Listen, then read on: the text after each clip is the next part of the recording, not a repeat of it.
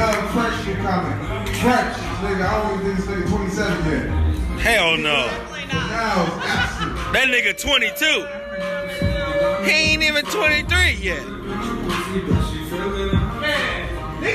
I ain't gon' tell, I ain't gon' tell, I ain't gon' tell. Keep it on the low, keep it on the low. Hey, what's up, you guys? It's Secret Black People Meet episode 11. So welcome welcome back. I'm your host, Niles Abston, and this is our last episode until the new year of 2018. We have a lot of cool things planned at Channel 310 for the new year, but I'm sure you guys want to hear about that later. I know you want to hear about the kid fiddler himself, Judge Roy Moore. He lost to Doug Jones for the Alabama Senate seat this past week, thanks to the outstanding support from black voters in Alabama. I gotta give a hand clap to you guys. Great job, black men and women, especially black women. 97% voted the right way.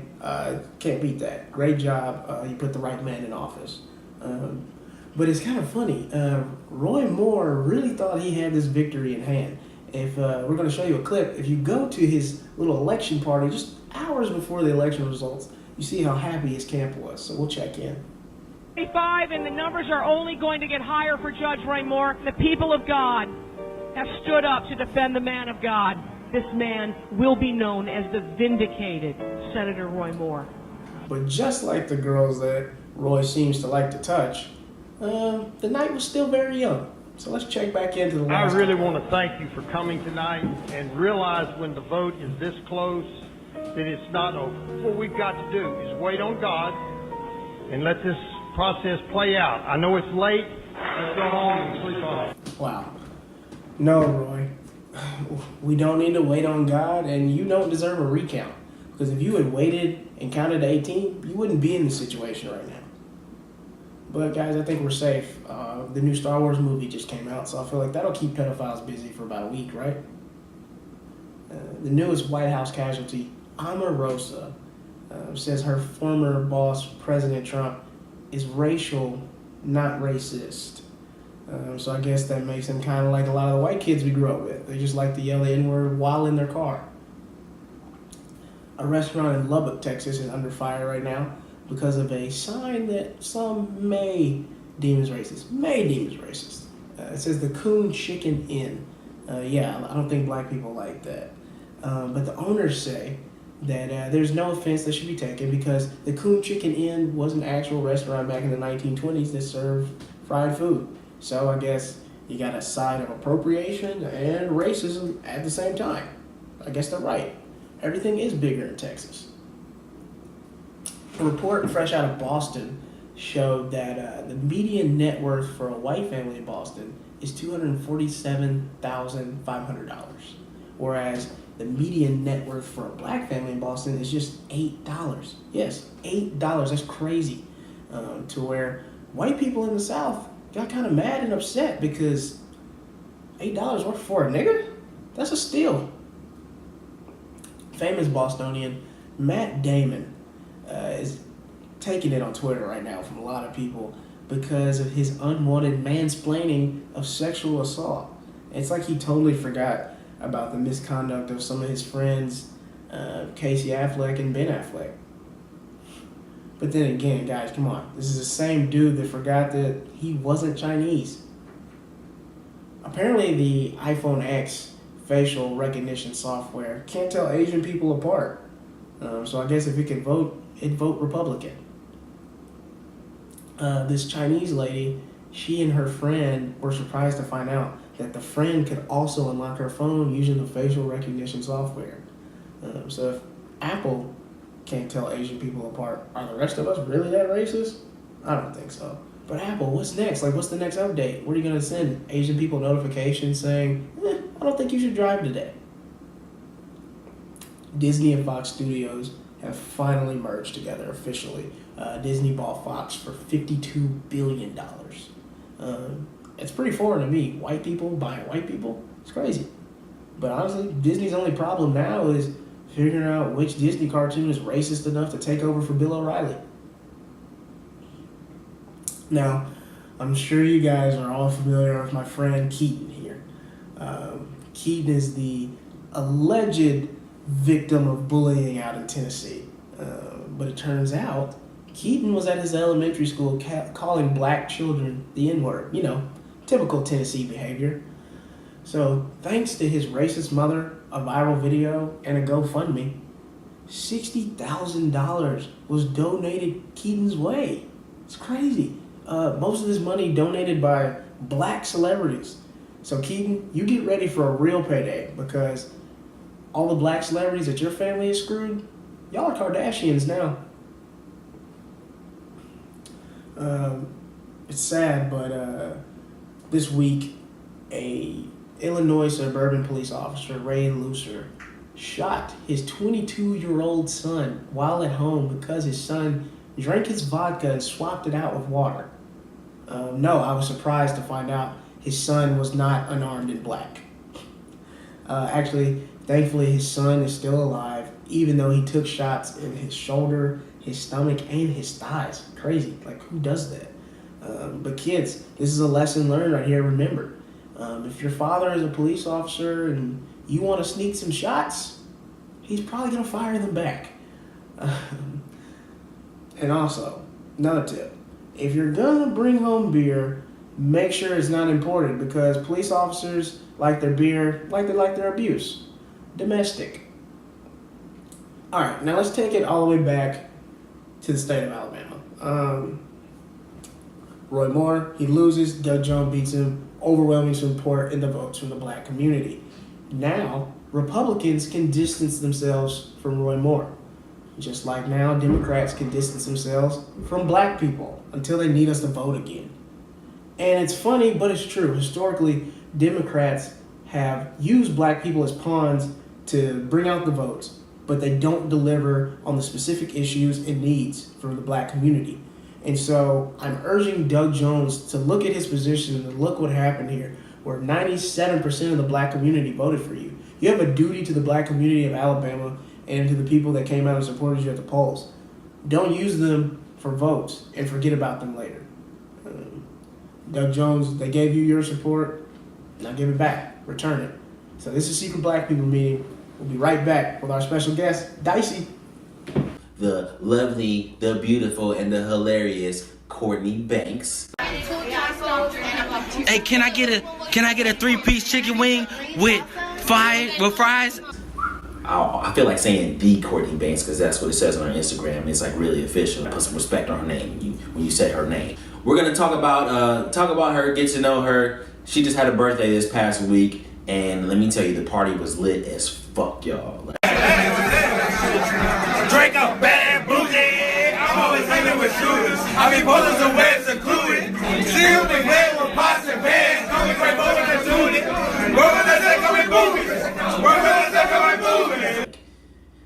That shit was crazy. Alright, you just saw a promo commercial for one of my favorite shows on the internet, Blunts and Brunch with Arthur Hamilton, hosted by Arthur Hamilton. He has an awesome special guest, comedian Courtney Banks, and some footage from a party we were at. You were there. I was there. In fact, it's where I asked you to be on this show. Oh, yeah. So yeah, go check that out. It's going to be a good episode 5.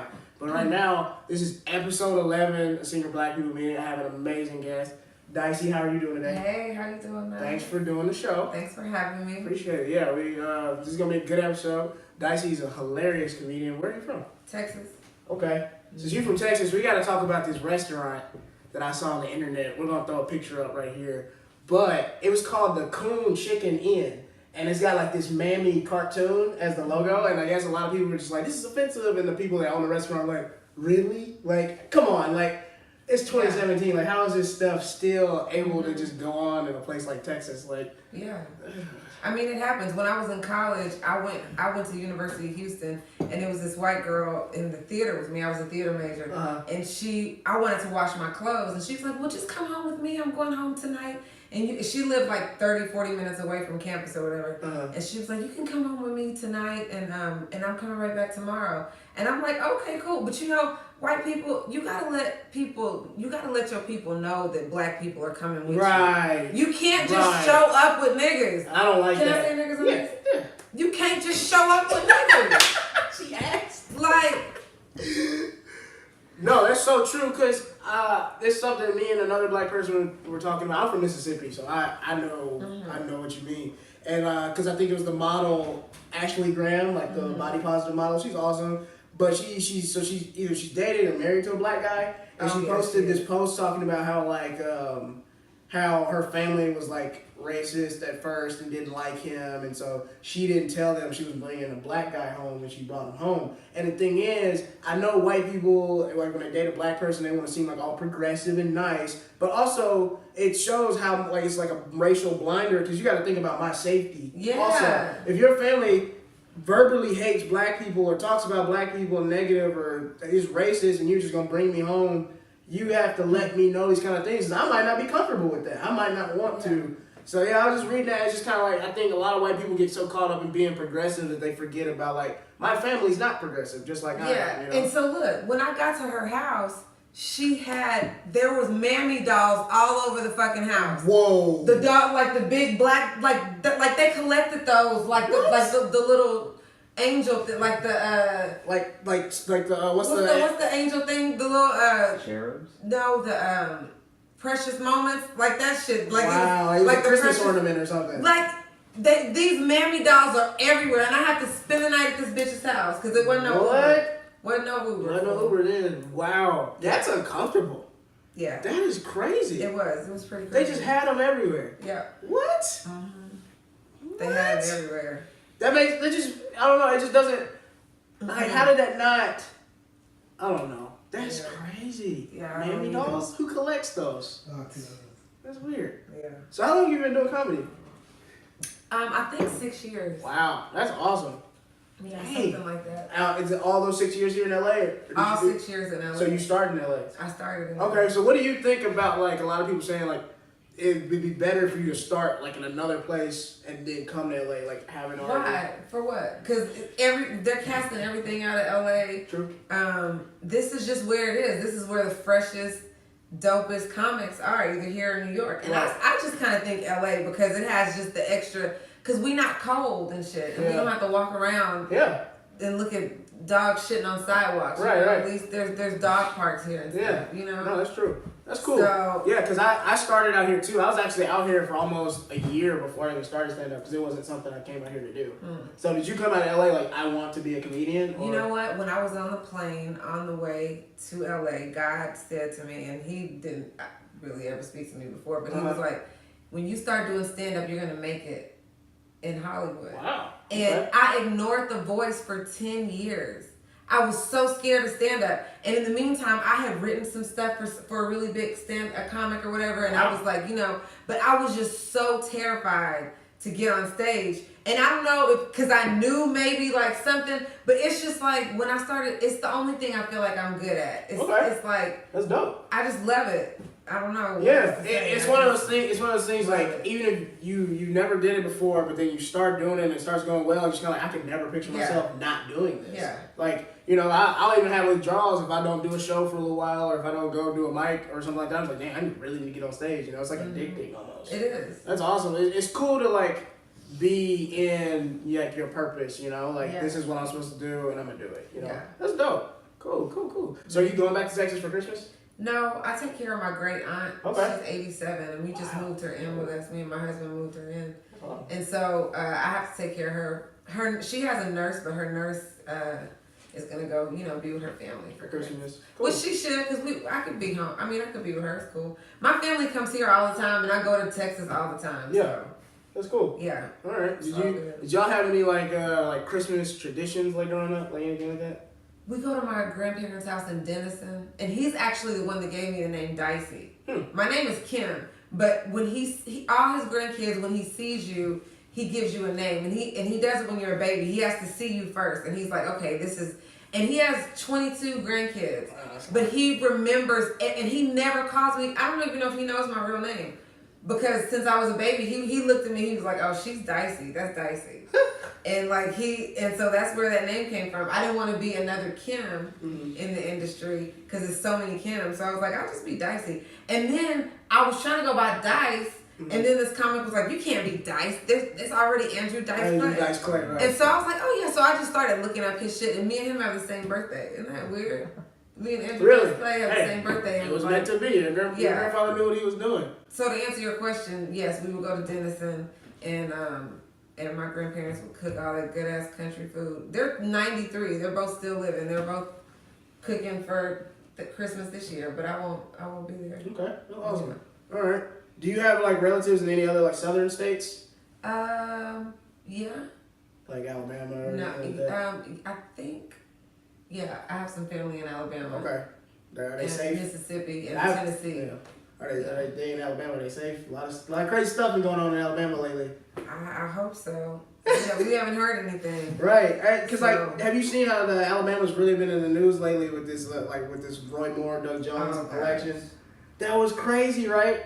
Like everybody, it's like the whole country had its eyes on Alabama, and a pedophile lost by like less than 1%. It took all of that to be a pedophile, a racist pedophile. It took the whole country to be like, all right, Alabama, like don't F this up. And it's like, for me, growing up in Mississippi, I want to like expect better from like a southern state, but then at the back of my mind, it's kind of like, I expected. I kind of thought he was gonna win. I really thought he was gonna win. I mean, and that's why it's so hard for me to believe that people have such a hard time believing racism still exists. It's like, if these, like, why? Yeah. They're about to let a pedophile, like, I mean, Makes no sense. it's the craziest shit, man. And it's cool. I saw a video, and like this Republican strategist, he brought like they made like a focus group of like Republicans, and he was a Republican asking these questions, and like they were just saying the craziest answers to these things, like making excuses for him being with like teenage girls and all these kind of things, making so many excuses like, oh, well, he's the one that God wants to be the politician, and all. It's just crazy. And then like he asked this one question, my jaw drops. I didn't expect like a white guy to ask this question. He goes, "Do you guys realize that like there's no black people here?" And they all looked around like, really? Like, come on, y'all know there's no niggas here. They gonna look around. And then he was like, do you understand that tomorrow, because it was the night before the election when they shot it, he's like, do you understand tomorrow, 97% of black people are voting for the other guy. They're like, he's like, do you guys not see a problem in that? And it's like, this thing is just like, they just can't understand, like, maybe what we're doing is wrong if this many black people aren't cool with this, you know? And it's just like, Alabama's one of those states where it's like, has so much like deeply rooted racism that you would think by now, it'd be like, all right, maybe we should change something. Yeah. Don't go through Alabama on a road trip. Don't do that. Don't stop. Just go straight through. So you were at the NAACP Awards luncheon today. I was. That is really the dope. nominee luncheon, yeah. Oh, so okay, so do we get to find out who they announced later? Like you got to find out in real time. Yeah. That's really cool. I'm glad for shows like that, because you know a lot of times we kind of get slighted on the other shows, you know. So I'm glad there's something like the NAACP Awards that like recognizes like films and actors and everything that just like they don't really get their shine, because I think it's tough as a black artist a lot to be unapologetically black, but then also make projects that like the Oscars and the Golden Globes and all that is gonna respect, because it usually doesn't really happen. Well, I think that the stories that Hollywood chooses, the black stories they choose, aren't universal themes. They're all just, they have to do with the black situation. Yeah. And even shows like Blackish and like, you know, actually Blackish's biggest audience is white. I know, but still, Conan shit sometimes, you know what I mean? Like, yeah, it does. Sometimes, you know? I'm not saying it's not a very well written show. Yeah, it's funny. You know what I mean? Like, whatever. I turn my TV on there, and I don't watch it, but I put my TV on there just so they can get their ratings. That's how I do black shows that I don't want to watch. That's cool. You know what I mean? I'm still gonna do that, but like, I'm just saying, like that. The name of that show turned me off, and I know it turned me off at first. And yeah, at first, and I do follow loosely, you know, like just to know what's going on. I feel like, you know, as a writer and just as a whatever I am, I need to know what the fuck is going on. What's going on? What were we just talking about? We were talking about. It was something I wanted to say. We were talking about. You were saying how the black stories the studios pick don't usually have like universal themes. They don't have universal themes. They just think we run around being black all day. Right. Like, everything, it's like, no, we have the same shit. Where's the black Napoleon Dynamite? Who the fuck is gonna write the book? Huh? Do y'all want to write the Black Napoleon Dynamite? Yes, we do. We got some things in the works. You know? Because it's some black ass, nerdy ass Right. niggas with little dicks. And it's just like Super Bad's one of my favorite movies. It's hilarious. Yeah. But I'm just like, as a black kid growing up in high school, I had experiences just like that. Yeah. And so like I would love to see, black teenagers go through that. Yeah. I'd love to see a black girl have a story like that. Because it's just like a lot of these coming of age stories, like you said, with like the teenagers and stuff. You never see black teenagers do it. I think that's why like Dope was so big when it came out. It was just like, oh, a coming of age story with a black teenager. Cool. This is fun. And it didn't really. I mean, I feel like that needed to be a black character, but it didn't necessarily have to be like this is a black kid. Exactly. It happened to be where he lived, and that's what happened. It's just a story. Because I think one of his friends wasn't even black on the movie. So I definitely agree. I think Hollywood has to do better with the stories that they pick. Like, did you see Girls Trip? Did you like that? I haven't seen Girls Trip. You haven't seen Girls Trip? So bad that that's you. Who they made it for? I haven't been to the movies I don't have time. I'm watching my aunt like 3 whole days a week. I get it. I haven't been to the movies in a while. Whatever's on Netflix. Because that's all me and my aunt do. Yeah, watch Netflix. Watch Netflix. That's cool. And just watch, That's cool. So, do you have any shows to suggest? I need a new one because I'm almost done with the one I'm watching. Have you seen Sense8? I haven't. That's a good one. I heard it was good, but I don't want to ruin it for you. But when the show came out, the executive producer of the show said something like really racist, and so that's why I didn't. Really? Yeah, what did he say? I can't remember what it was, and I remember it made me so angry, and it was like in the news for like a day, and then they took it out. And so since I saw that, I didn't watch the show. Yeah. So I might watch it now since. Do you have Hulu? I do. Have you seen The Handmaid's Tale? No, but I heard it's dope. Oh shit! I really like the lead actress. She's been in other stuff. She's good. What's her name? I forget her name. She was in Get 'Em to the Greek too. She was Jonah Hill's wife in that movie. Of course, I'm devastated that House of Cards isn't coming back because that's my favorite show. Oh, it's coming back. Okay. It's coming back. They're gonna recast him. No, they're not recasting. Robin Wright is just gonna be the main character. And Frank is gonna be dead.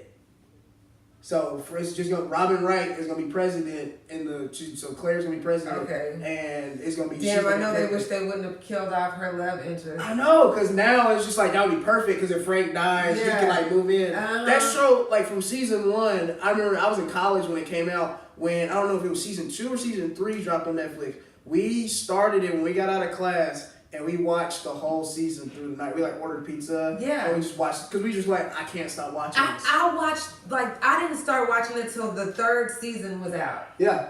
And I watched that I watched it probably in a week. I've been and there's 14 episodes. Yeah, and they're hour long. Yeah, it's such a good show. I was in my car watching it, pulled over watching that shit on my phone. On your phone? And I'm just wherever I am, I was just watching it. I had to know what was going on. It's such a good show, and it's so good. I feel like it put a lot of different actors on, Mahershala Ali really got his limelight from then. He's an Oscar winner, and Robin Wright has always been really good, but I think this show kind of solidified her as well. She's so beautiful. And I feel she really is, and that show really kind of put Netflix on. It took Netflix to a new level. It's they're making their own shows, but they're really good. Yeah. Because some Netflix shows are hit or miss, but House of Cards, every season has just been really good. Especially, and I know a lot of people that don't really follow politics like that, and they still find the show interesting. Yeah. And me, I really like following politics and all that kind of thing, so it's just interesting to me because a lot of people are oh, all that stuff doesn't really go on. I'm on the writer staff. They had a lot of people who were political aides and assistants and strategists. They know the real stuff that's been going on. And the journalists. They killed that one guy by leaving his car on in that parking garage. I was that had to have happened at some point. Yeah. And I was mad when he killed Zoe. I was so mad. Train. To me, her storyline could have she was just interesting to watch. Yeah. I was mad that but I was wow, they must have something even better. Right. That's the kind of shit that makes you keep watching when they get rid of good characters. Okay. I don't know, kind of. What's another show that I'm into on Netflix?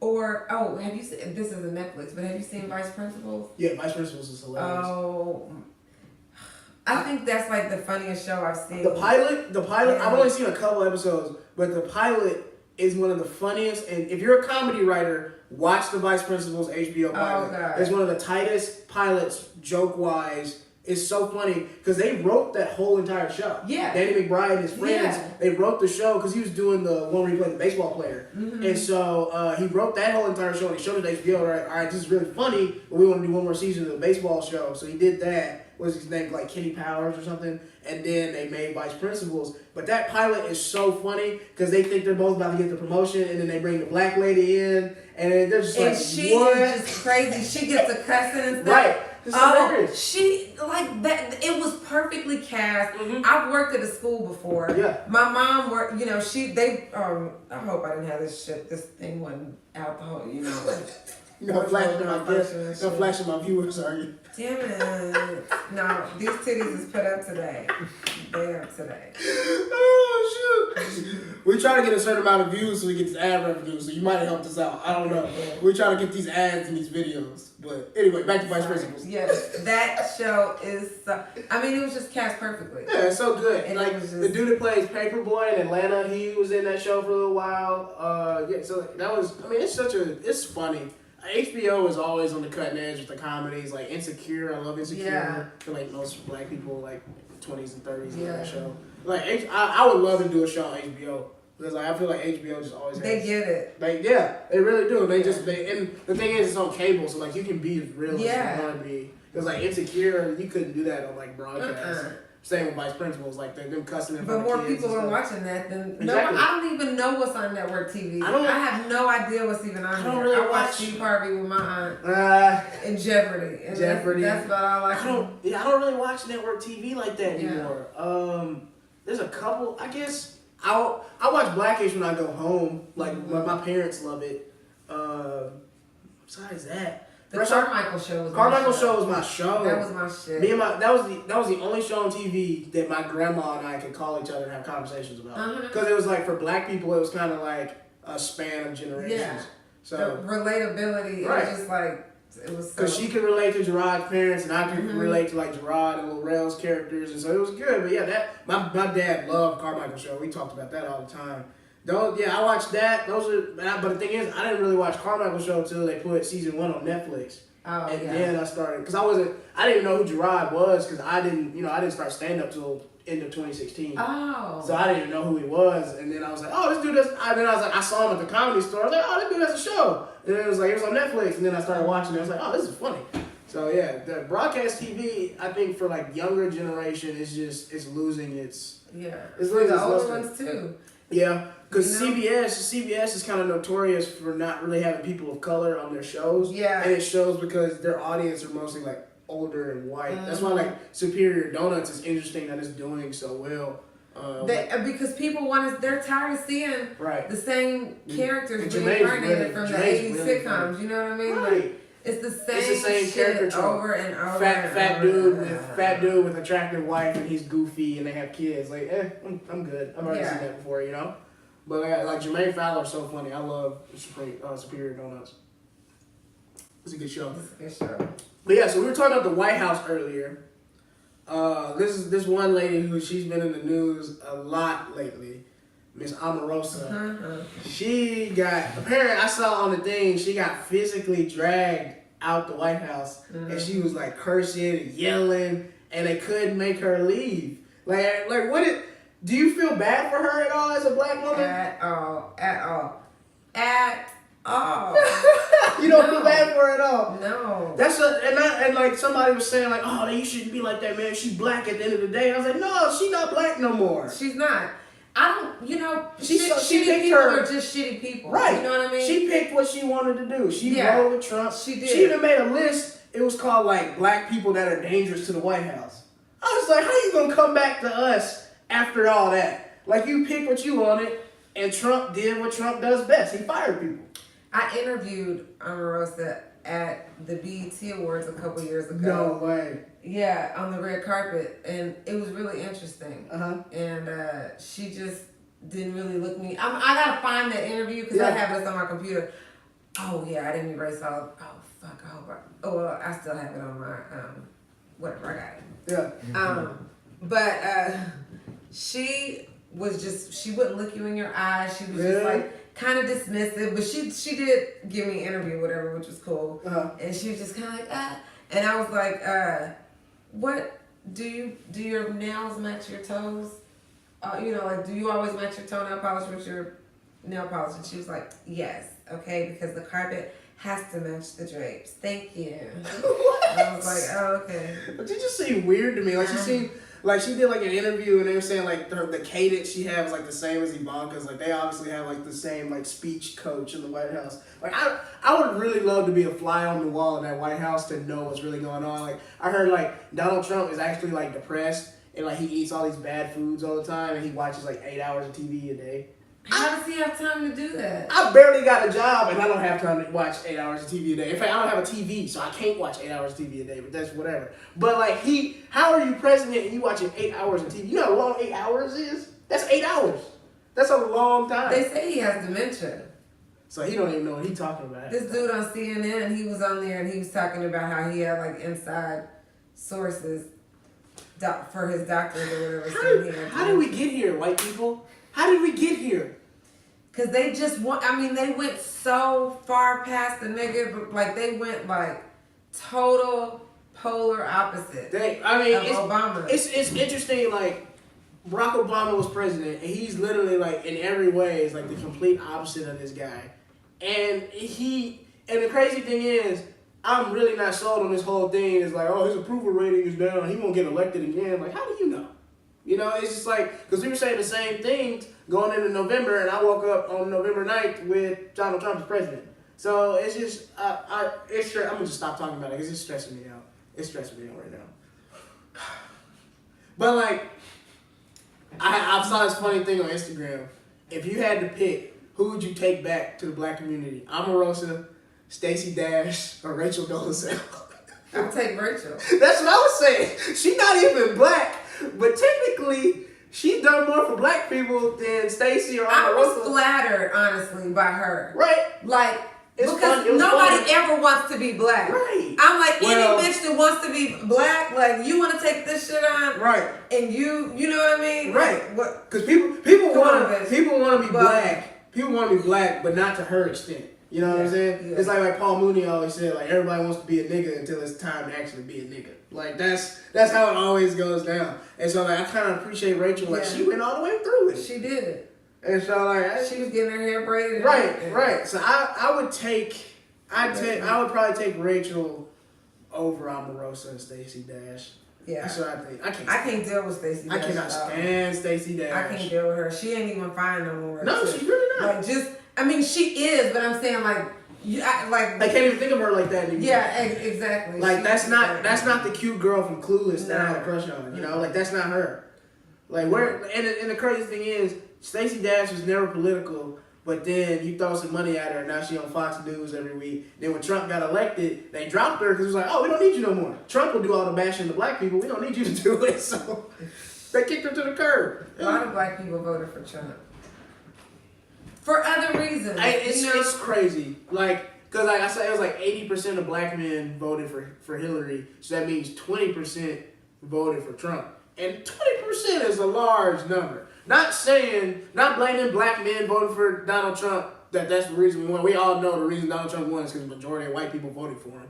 Like, that's just the truth. 53% of white women voted for Donald Trump, and then over 60% of white men voted for him. But it's just like 20% of black dudes voted for Donald Trump. Like, how? Like, you can't really give me a reason of why, like, you think that's okay. Like, it makes no sense to me. It really, as a black man, it really upset me. You know what I'm saying? Really upset me. Because I was like, I walk into a barbershop, that probably means like 2 out of 10 niggas that I know probably voted for him. It's the truth. That's a lot. That's a lot. That's not, 20% is not a small number. Yeah, that's not a small number. It's whatever. That's why I want to be my own manager. Right? I was reading this kind of stuff about like managers and agents, and I was like, y'all get 10% just for making a call? Like, what? Like, that's crazy. Like, and like, now I get it why like a lot of these guys, like a lot of these like actors and big time people are switching to the bigger agencies and stuff like that. It's like, all right, well, if you're going to take 10% of my money, I need to be getting booked every week then. Yeah. Because that 10%. That's a lot. That shit is a lot. Shoot. that's what God asked for. But that's, I mean, you know, if you giving me some dope, right? Dope, like you give me on Insecure a couple times, then all right, you know? okay. But I was like, God asked for 10%. I need somebody. I do need somebody working for me like that. True. I do. I need me an agent. We all need some agents. Anyway, we're gonna take a break. We're gonna throw a promo on here because it's Christmas time. We're raising money for this organization called Servants for Hope, and they're buying toys and other resources for children and families in Inglewood, Chicago. So check out the video, and if you feel in your heart, please donate. They've already got over $2,000 worth of donations, so go check that out. Really? Mm-hmm. Oh. I went in Inglewood. Yeah, I'm pretty sure everybody knows about, you know, the rough patches of the neighborhood. I mean, I hear this every day, all day, from morning to night. But growing up, you know, I started to see things for the better. I had this picture in mind that, you know, one day this community will actually be better. He kind of self-initiated this party, if you will, through his efforts, and people donated money, donated toys. You get a football? Hey, give him a football. I'm doing a toy drive today for the Inglewood community. Giving back to hundreds of kids in the community, just to put smiles on their faces. Go, girl!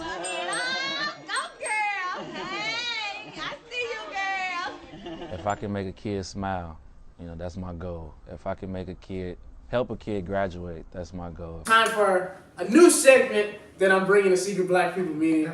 It's bound to make some people angry, but it's bound to make some people laugh. It's a new segment, and we call it Sounds About White.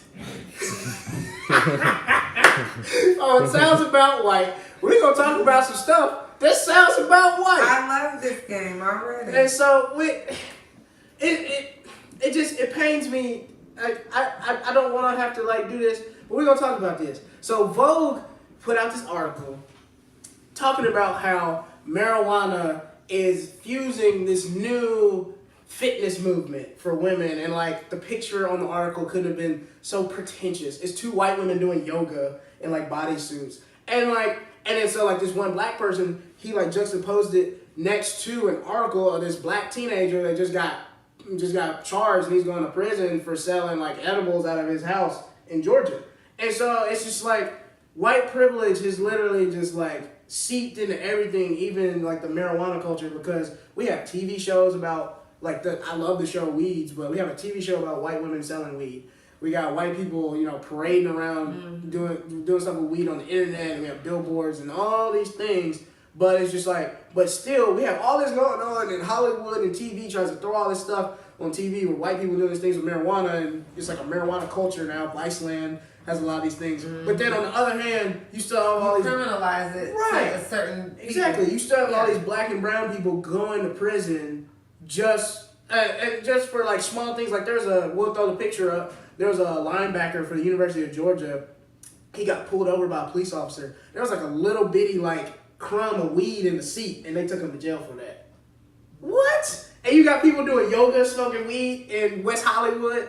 That makes no sense to me. And so it's just like, that's why that just sounds about white. It really sounds about white, because it's like this thing where like it's this war on drugs, or it's like, or marijuana, like this it's like a morality thing. And so, but the thing is, in a lot of places that have a heavy like minority presence or black presence, a lot of times in the South, they still keep it criminalized because of all like. And my thing is, you can even think of it from an economics perspective. You know how much money you can make on making weed legal? And they just rebrand the shit. They just rebrand it, put some white bitches on there doing yoga, and now all of a sudden it's meditation. Right. You know, but you see some niggas walking down the street with hoodies on smoking the same joint. You know what I mean? Because you bought this white bitch bought it from him, so she's smoking the same. You know what I mean? Yeah. It's like they take over everything. They take over our asses. I call it the gentrification of ass. Like they're moving in on our fucking ass. They want. It started with Kim K. It started with her. Yeah. This bitch, they say her ass is real, but her ass to thigh ratio does not tell me that look, that shit. if you gonna get the booty surgery, let's get some extra thigh meat too. That's all I'm asking. Yes. We need some extra thigh meat. Very Because good the point. thighs have to match the booty. You know what I'm saying? Because you can tell it's just wrong. No.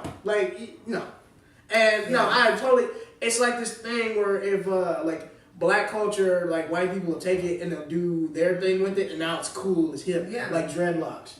And like when white people, because Google dreadlocks, and the first image that comes up is somebody white. What? On Google Images, if you Google dreadlocks, the first image is somebody. You gotta scroll down several images to find somebody black when you Google dreadlocks. Can you confirm this, Eric? Our co-creator, he's Googling right now. It's gonna be a picture of. First 3. Wow, we're gonna throw it on the screen so you guys can see it. First 3. Man, oh wow.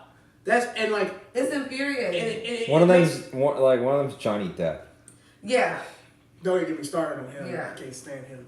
But it's just like the thing with that is it makes me so angry, and I like the word you use, infuriating. That's a big word. I like that. But like when you see these things where like these black people are getting fired from their jobs and things like that because of like a hair violation in their code, or you see girls getting sent home from school because they have a big afro or they have dreadlocks. But then when white people do it, oh, it's edgy, it's cool, it's all this kind of thing. I'm like, nah, get out of here, dog. And our hair grows out of our head. That's just how it grows. It grows out in locks. It grows out in coils. Like, and for you to tell me I can't wear my hair the way it naturally grows out of my head, it's not professional. Exactly. You know what I mean? It's not when fair. I wash my hair, it's an afro. That's what it does. But I can't. It's I have to mutilate my hair and like try to conform to what you like. What? Exactly. And that's why I went to I ain't got no job. I don't know what my excuse is, but like it's just like, and that's why I love how you hit it on that, because this is just how our hair grows. Yeah. But we have to take certain measures and do certain things to make ourselves palatable or digestible to white people all the time. We have to, don't be too black here, or don't do your hair like that, because I don't know how they're gonna feel about it. And like I think it works even in the same way with comedy. A lot of times we have to see like, okay, well maybe I need to tone this down, or I don't need to tell this joke because maybe they might not like it. It's like, so what if they don't like it? Yeah, I don't. You know what I mean? Jokes white comics do that I don't like. I like white racist jokes when they're funny. But a lot of them just aren't funny. I get a microphone, I can be racist for 2 minutes. And that's why, like, watching the roast battle, watching black and white comics roast, that's why I don't really like that, because, you know, they use it as an excuse to be as racist as possible. And it's more shock value. You know, it's more that you know, and some of them do write some really funny racist some jokes, of them are funny. but that just still, I'm like, oh, that's how you feel, bitch. Right. And it's like the ones that aren't funny, like, bro, you need a punchline. You just want to be racist. Yeah. And I've talked about that with some people. Like, I think roast battle is funny at times, but I think a lot of people do use it as this platform. It's just like, well, I'm up here and I can say whatever I want and y'all can't do anything about it. So I'm going to say this because I never say it to your face. You know what I'm saying? Which I love roast battle. Right. It's funny. Every Tuesday. It's funny. It's great. But it's a funny with black and white comics, you can't help but to notice that. Yeah. You know what I mean? That's what. It's just like, if you're going to do it, make it funny. Yeah. That's all we're saying. Yeah. That's the whole purpose of comedy, right? Be funny. It is. That's all we're saying. Anyway. All right. So where can we find you on Instagram? On Instagram at Dicey Approved. Cool, Dicey Approved. I think this show is Dicey Approved, right? Yeah, it is definitely Dicey. That's cool, dude. So do you have any shows, anything upcoming that people can You know check what? out? I'm on this new TV show on True TV. It's called Laugh Tracks. Okay. Yeah, I've been seeing about that. That's cool. I'm on Laugh Tracks in like 3 episodes or something like that. That's awesome. And I'm writing now on a new show, a new late night talk show kind of thing. Awesome. And so y'all, I can't talk a whole lot about that, but it's gonna be dope as fuck. So if anybody out there has any sketches that you want to submit to me, we're looking for a lot of sketches. Okay. So you can submit. I think Channel 310 will be giving you a call. Yeah, for sure. I think we will. Yeah, just put it. You know, and y'all can slide them in my DMs, but y'all can just text them to me. Cool. Well, thank you. Can you talk about your... Oh, my clothes. Oh, yeah, you design clothes. I do. What? Come on, Niles. Like... Okay, yeah. So I design clothes, and I also I love vintage shopping. So everything I wear is used. Like these boots are probably like 50 years old that I have on right now. I hope y'all can't see my drawers.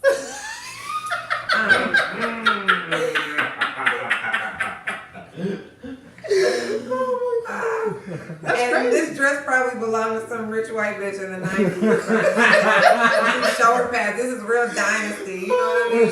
I like to make up stories about wearing my clothes. Like, who wore this shit? But that is I definitely love you can white mom sitcom right there. Yeah, it is. That's funny. It is. But you can find my stuff at Dicey Vintage, and I have a show on DroneBox.com. It's a vintage clothing show. That's it's all awesome. about that, yeah. Wow, that's cool. What made you get into like designing clothes and doing that? You know, I did costuming in college. Okay. And for so theater and all that. for theater, I was a theater major and I did costuming. That was my specialty. But I always like sewing and making stuff and designing stuff my whole life. That's dope. So it's just cool. Fun. Yeah. Any big plans for New Year's? You know what? No. Last year I watched The Wiz and That's a good movie. And had some champagne and some steak ass cheese. Okay. So I might do that again. Cool. All right. Yeah. Well, this has been Secret Black People Meeting, episode 11. Y'all go follow Dicey. She's awesome. She's a homegirl. She's funny. Follow her on her journey. She's writing. She's doing comedy. We're going to throw her some sketches. But yeah, Merry Christmas, you filthy animals. Have a nice New Year. I'm going to Vegas. It's going to be fun. Yeah. So, have fun. Just have fun this next couple weeks. Try to forget about all this racism and Trump and Keaton. You see that little white boy? That I'm not gonna roast him, but I should. But I'm not. Funny. But like it's just like dog. Like he was up there saying the N-word. Oh man. But yeah, so that was Secret Black People episode 11. Cut the Keatons out your life. Cut the Mooches out your life. Have a good Merry Christmas. Have a black Christmas, not a white one. And I'll see y'all in 2018. Yes.